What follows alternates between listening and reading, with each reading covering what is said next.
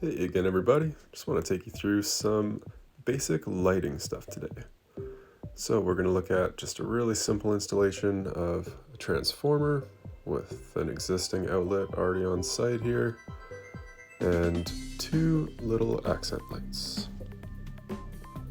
So just tucking them amongst our river rock motif here between some stepping stones. And they're just a couple of custom made lights. Basically just drilled a hole through some rock to the right size and inset them with the wiring coming out sort of from the bottom on the back so that they're nice and flush and basically invisible in the daytime, and then at night they're just going to do a nice job of accenting our stepping stones. So let's just get some basic wire strippers. We're using number 12 wire here. A little overkill, but that's what we had around, so might as well use it, just in case we want to add to it later.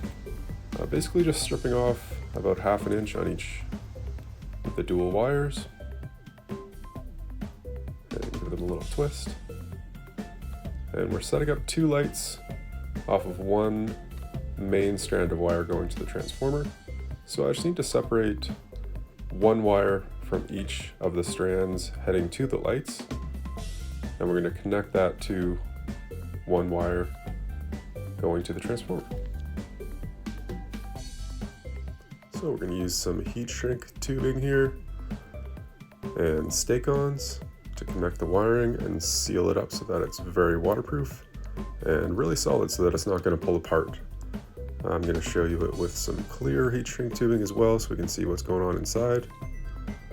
I just find this method is great for making the installation waterproof, but also just in case there's any kind of tugging on the wires, they're not going to come apart like with a standard moret or a gel-filled moret. So we're going to twist up the two wires, one from each, heading to each light. And we'll make sure the length is nice for inserting it into the stakon. So it's nice and flush there against the casing of the wire. And we're going to use some just basic crimps to crimp that in place.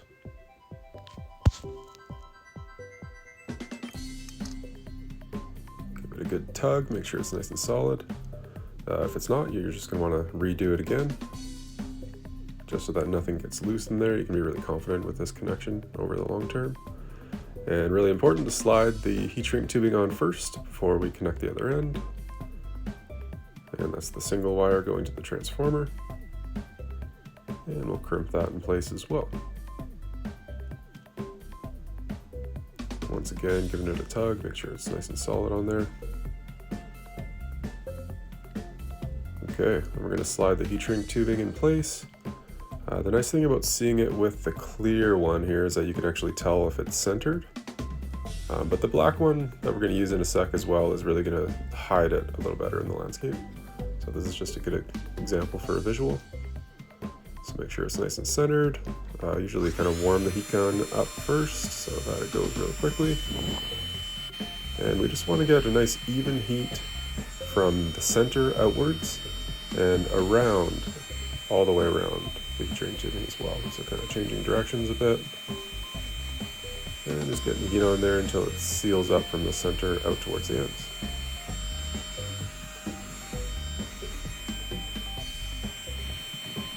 And once we can see, the heat shrink has done its magic and gotten really tight around the wire. So it might just take 30 seconds or so, maybe a little bit longer. It's going to be pretty warm, so be careful of your fingers, but you should be able to tell that it has a nice solid connection there. And we'll just sort of fast forward through this section, doing the same thing for the other wire with black heat shrink tubing.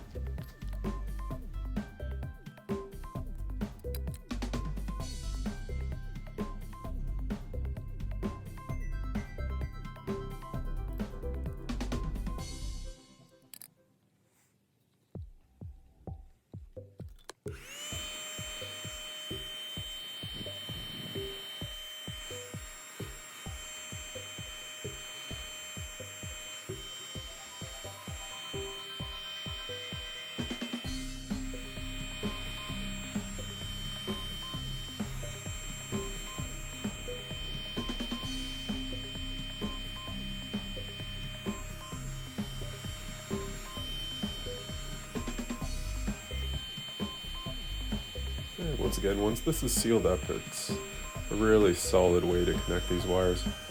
We know for sure it's going to be really nice and waterproof. And like I mentioned before, any kind of pulling on the wires during the installation isn't going to accidentally disconnect anything. So it's a little bit more permanent. You can see some of that glue action in there when it's still warm. We'll seal it up really nicely. Okay, so just two basic connections here, making sure we're right in the center over the stakon so it's nice and sealed.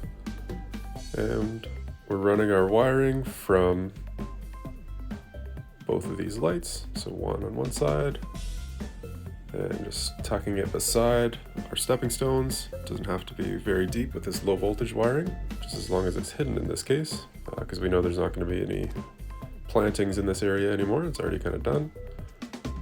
And all the way back to where our transformer is going to tuck up underneath the deck there. So I'm just going to hide our wiring. I kind of like to have it relatively shallow so that you know where it is if you ever need to do any maintenance in this area. But we definitely want to make sure that it's hidden, right? It's one of those visual things. We don't want to see any wiring. So I use some bigger stones to kind of hold it in place, and then covering up with our drain rock there. Always a good idea to get an electrician in to install a bubble cover. Definitely a necessity so that any driving rain isn't going to trip the GFI here. So making sure it has a bubble cover, and then I'm just going to unplug it. And we're just using a really basic transformer in this case. So I'm just going to connect one of each wire into the two terminals here. It doesn't matter which one. And we just need to screw that on so it's nice and tight. And seal it up. And we can plug it in and check out all the modes. Should have a bunch of different options. Most of them have a little photo cell, so you can have it turn on automatically. And we're just going to turn it on here. And make sure it's out of the elements. So we're going to tuck it up underneath this deck structure. So that it's going to stay up away from water and any kind of snow. And just make sure our lights actually work. So a nice little accent light there, not a huge amount of light that's cast out of it, but just enough to illuminate our stepping stones nicely. So pretty nice clean little look.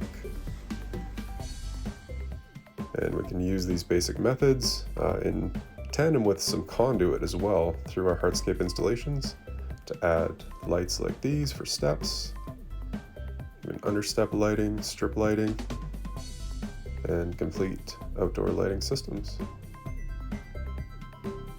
Thanks for joining me for this lighting video. Hopefully see you soon.